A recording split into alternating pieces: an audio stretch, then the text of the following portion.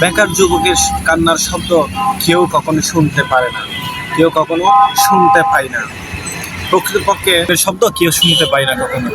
কেননা আমরা তারা যখনই কান্না করবে সবার আড়ালে করবে, কারণ সবার সামনে করলে মানুষ রস হিসাবে মানুষ নেয়, সেটা তার জন্য অনেক ভয়ঙ্কর একটা কষ্ট হয়ে দাঁড়ায়। তারপরেও মানুষ চায় তাকে কেউ বুঝতে চেষ্টা করো। দেখবেন যে এই পৃথিবীর মধ্যে কেউ কারো না, এটা তখনই বোঝা যায় যখন একটা পুরুষের কোনো চাকরি থাকে না, টাকা থাকে না, টাকা ইনকামের কোনো মাধ্যম থাকে না, তখনই সেই অসহায়ত্ব কেউ কখনো বুঝতে চেষ্টা করেনি। যখন টাকা ইনকাম করবে না তখন বাবা বলবে এটা আমার কুলাঙ্গার ছেলে, তখন মা বলবে বা প্রতিদিন কে খাবার খাওয়াবে বলে তুচ্ছ তাচ্ছিল্য করে কথা বলবে। ভাইয়েরা দেখবে কথা বলছে না বা তারা অবহেলা করছে। প্রেমিকা দেখবেন ছেড়ে চলে গেছে, বন্ধুত্ব দেখবেন হারিয়ে গেছে সব কিছুর মাঝে।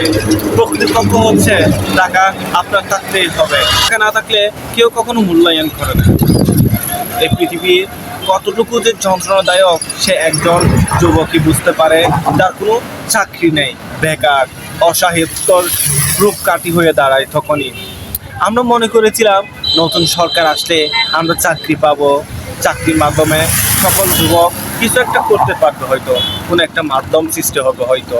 কিন্তু দেখা গেছে 1.5 বছর মতন চলে গেছে, এখনো পর্যন্ত সেই বেকারই রয়েছে, সেই কষ্ট তাদের কুড়ে কুড়ে খাচ্ছে। প্রকৃতপক্ষ সরকার বলেন দেশের যারাই গতিতে বসে তারা আসলে বেকারদের সম্পর্কে ভাবে না।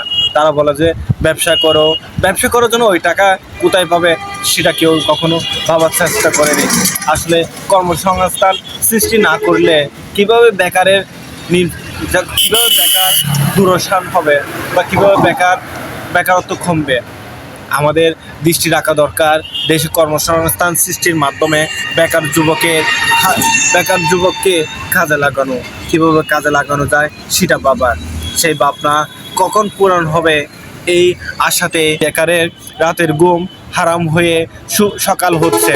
দিন শেষে সে অবহেলায় জর্জরিত। কেউ বুঝে না কখনোই বেকারকে।